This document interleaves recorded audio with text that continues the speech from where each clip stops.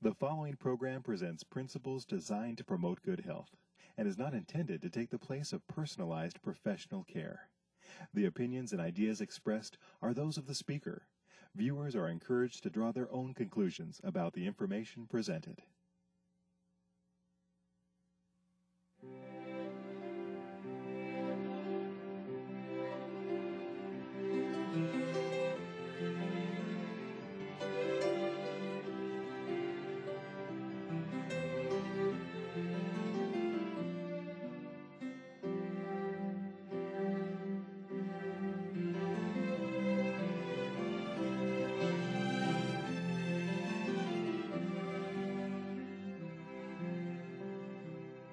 Hello and welcome to Health for a Lifetime. I'm your host, Don McIntosh. We're glad that you've joined us, and today we're talking about a very important subject. Many Americans are struggling with a disease called diabetes. And perhaps you yourself struggle with this. I'm sure that if you don't, you know someone that does. And today we're going to be joined with someone who's really an expert in dealing with this. He's a specialist in internal medicine, and his name is Dr. Victor Harry. He's from the Washington, D.C. area where he practices and has done so for over 20 years. Dr. Harry, we're glad you're with us today. Thank you. And, diabetes is something that, many people have heard about. Now, there may be someone out there that doesn't know what diabetes is. So what is it exactly? Now, diabetes actually is a group of disorders in the body resulting in elevated blood sugar in the bloodstream. Okay. Now, underlying all of this is maybe a defect in the pancreas. The pancreas is that organ that lies right below the stomach and that produces insulin. In some people, the insulin production is not enough or absent.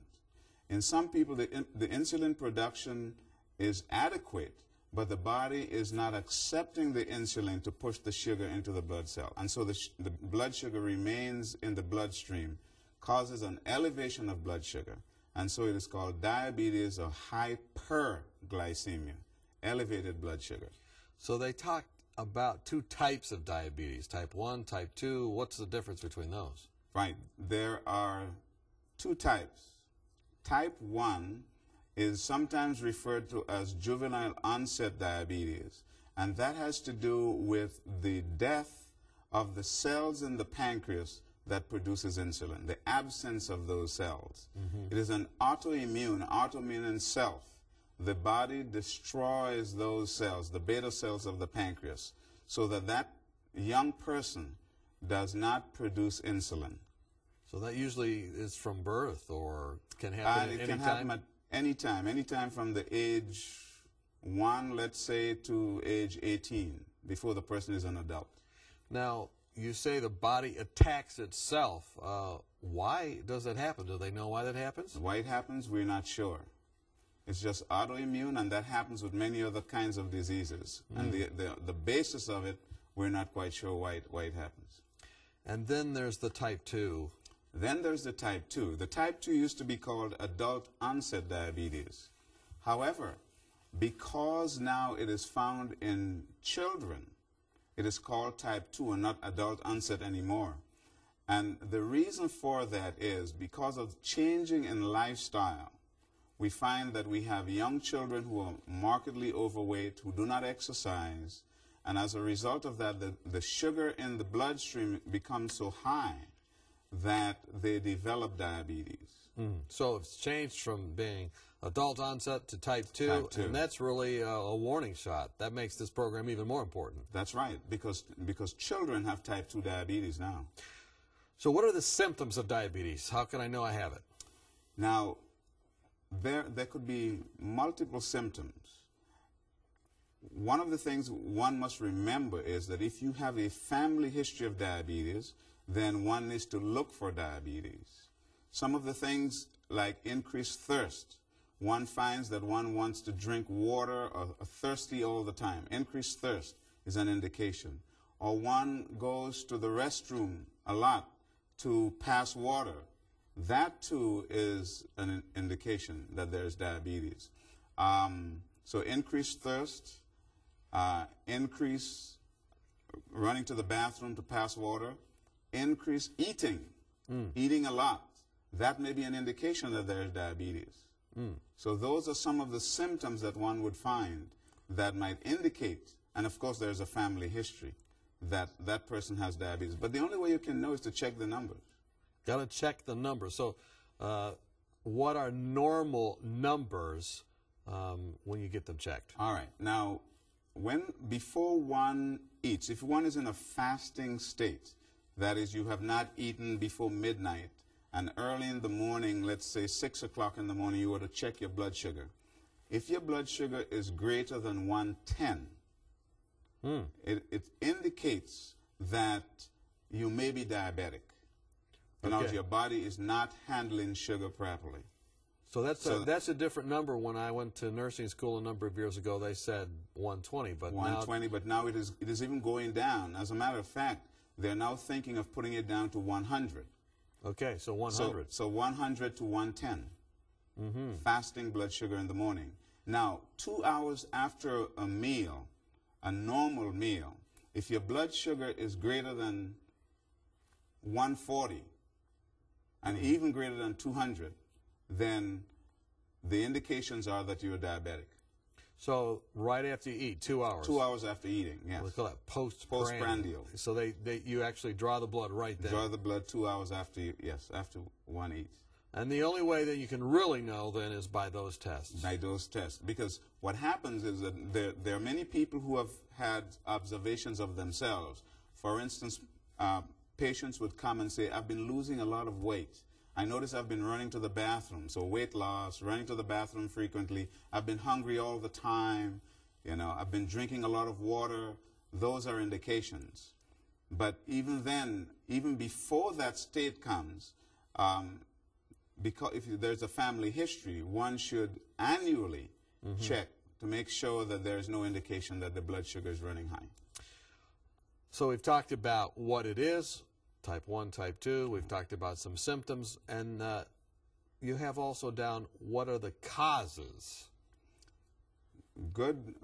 The causes. What causes diabetes? Right. Now, first of all, I mentioned that diabetes can be genetic. So that through the genes. However, the environment is very important, both the internal and the external environment. What do I mean by that?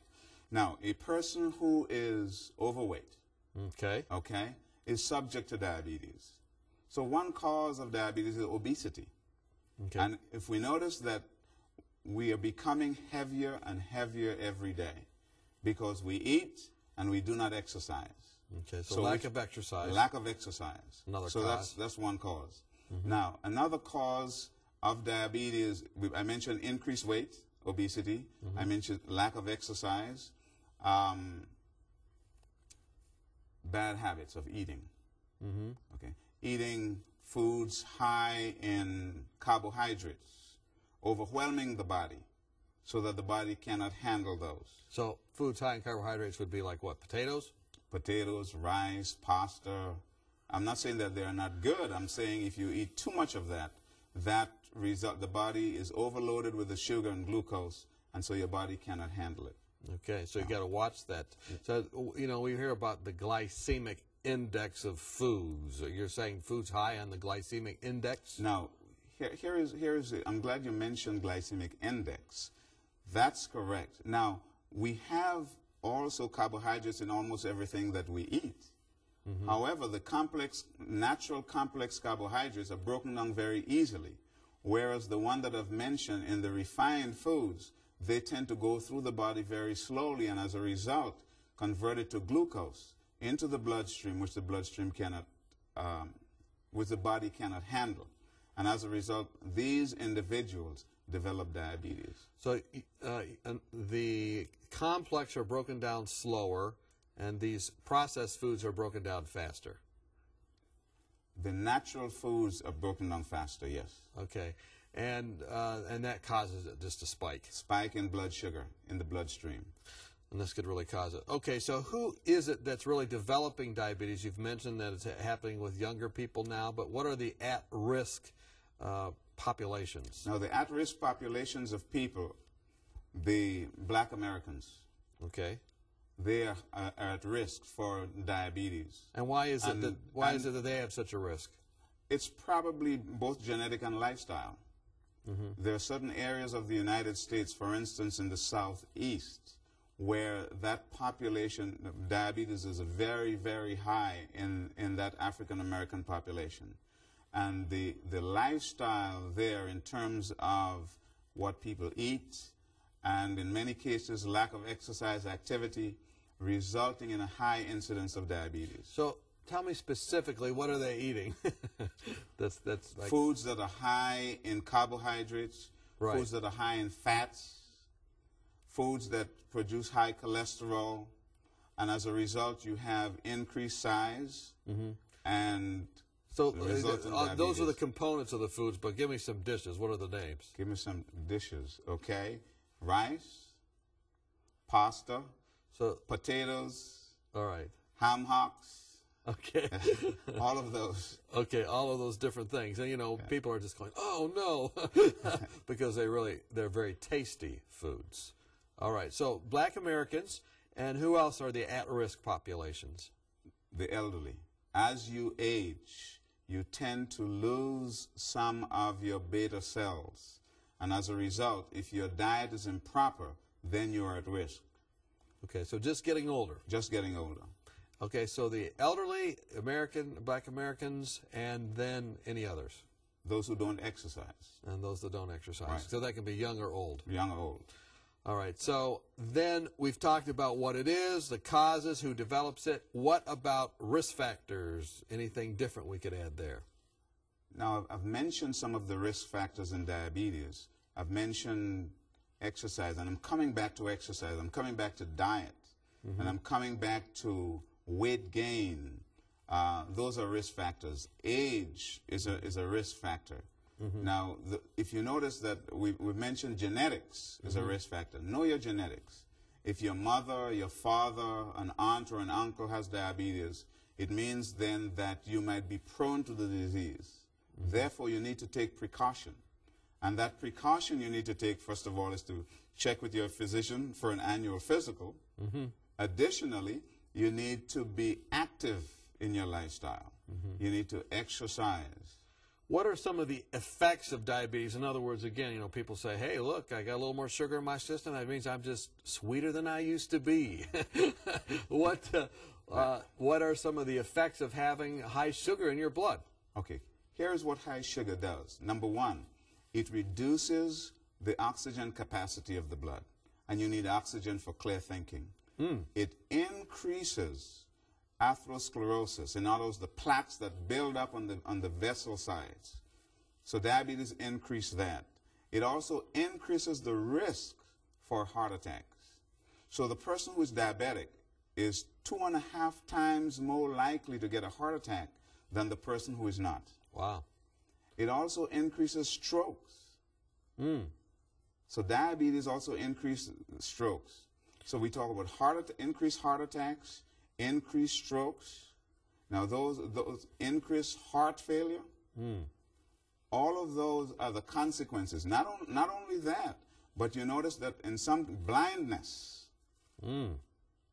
because of the fact that the elevated blood sugar causes premature growth of additional blood vessels. And these tiny blood vessels choke off the sight. And so blindness comes as a result of diabetes. So blindness is one thing. Increased amputations, loss of limbs. Because diabetes tend to affect the very tiny vessels first. So the vessels of the eyes, the vessels of the extremities, the vessels of the kidneys, the tiny vessels, those are affected by diabetes. That's why in African Americans, for instance, who have a high incidence of diabetes, there's also a high incidence of renal failure in African Americans. And that is because of both diabetes and hypertension. So when you have the combination of diabetes and hypertension, it is extremely important that you control your blood pressure and that you lower your blood sugar, because any of those can lead to premature death. So all of these things you've mentioned have to do with the smallest capillaries, like your eyes and the kidneys and all these different things. So this really seems to affect, first of all, those where the small, Tiny intricate vessels. That's right. vessels are, and just impacting that. We're talking with Dr. Victor Harry. We're talking about diabetes. It's a dangerous disease. It's not something to just say, hey, I'm sweeter than the day before. We got to take care of it. And I think you're going to find real good news when you come back in the second half of our program. We hope you join us. Are you confused about the endless stream of new and often contradictory health information? With companies trying to sell new drugs and special interest groups paying for studies that spin the facts, where can you find a common sense approach to health? One way is to ask for your free copy of Dr. Arnott's 24 Realistic Ways to Improve Your Health. Dr. Timothy Arnott and the Lifestyle Center of America produced this helpful booklet of 24 short, practical health tips based on scientific research and the Bible that will help you live longer, happier, and healthier. For example, did you know that women who drink more water lower the risk of a heart attack? Or that 7 to 8 hours of sleep a night can minimize your risk of ever developing diabetes? Find out how to lower your blood pressure and much more. If you're looking for help, not hype, then this booklet's for you. Just log on to 3abn.org and click on free offers or call us during regular business hours. You'll be glad you did. Welcome back. We're talking with Dr. Victor Harry. We're talking about diabetes. We've learned that it is a deadly disease impacting the small capillaries and vessels of the body. And we've learned that it's something not to just say, well, I'm sweet, I've got sweeter blood. It can really cause problems. And we've learned the causes, the risk factors. And as we've talked to Dr. Harry, though, we have also started to get a glimmer of something we hope is going to become much brighter in this half, which is hope and help for you if you have especially type 2 diabetes. Isn't that right, Dr. Harry? That's correct. Now, I want to emphasize also that worldwide, there are about 150 million diabetics, according to the World Health Organization. And what is noticed, too, is that in the developing countries, there's an increase in the growth of diabetes. Now, that means that as these countries become more westernized and change their diet and their lifestyle, they develop diabetes. So it's a risk factor to be an American or be in a Western country. That's right. We eat too many bad things. And so these underdeveloped countries are now getting a burden that they cannot afford. So diabetes is a problem worldwide. Now, you know, you specialize in preventive health. You know, you're part of the Preventive Care Network, you and the group of physicians there in Washington, D.C. While you treat with traditional medicine and are very up on that, you want to prevent things like diabetes. So what can we do to prevent it? And then what do we do if we have it and want to see it, dare I say, reversed? Okay, now, if a person is markedly overweight and has developed diabetes because of obesity, when that person loses weight, then we see a reversal in the body's ability to control the blood sugar. So if one wants to talk about, in quotes, curing of diabetes in some instances, is weight loss. Okay, weight loss is the big thing. Weight loss is the big thing. Now, in addition to that, there is exercise. Because as you exercise, the body uses up more sugar. Okay. So that exercise and weight loss becomes important.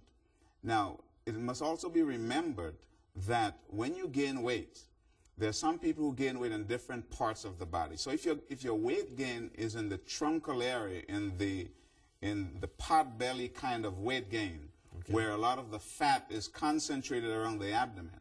Now, persons of that nature are at high risk for diabetes if they're not yet diabetic, because the fat cells tend to inhibit the insulin, and as a result, the insulin cannot do its job in terms of getting the blood sugar into the cells. And so it is very important, therefore, that we try to lose weight. Or not gain it. Or not gain weight. And that could be done by eating properly. So in terms of prevention, to answer your question specifically, then one needs to eat properly. Nuts, grains, vegetables, fruits, those are some of the things, as opposed to the high carbohydrate content, white bread as opposed to grain, wheat bread, you know, white rice as opposed to brown rice, or any of those high carbohydrate meals. So the issue that, you know, many times you have people say, well, I'm a diabetic because I guess I've just been eating too much sugar. That's really not the issue. That's not the issue. The issue is fat, you're saying. The issue is fat. The issue is overloading the body with carbohydrate, which eventually changes into sugar.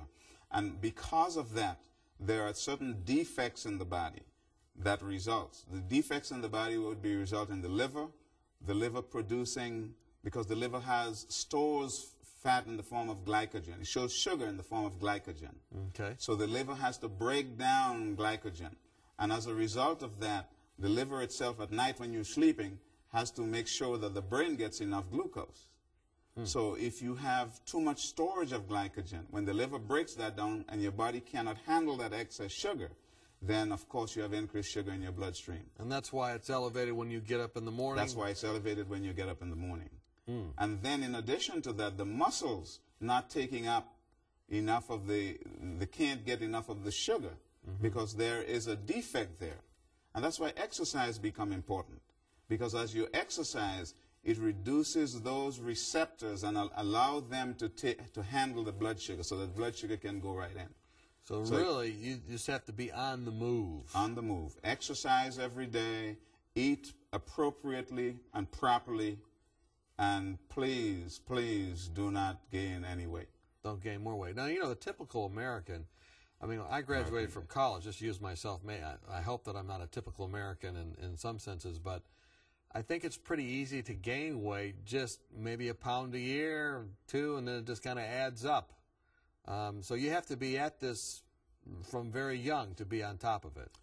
That's true. I mean, one has to. Let me give you an example, for instance. If you were to exercise for 20 minutes, let's say on a treadmill at 3.5 miles per hour, okay, right, for 20 minutes, you would only burn about 200 calories.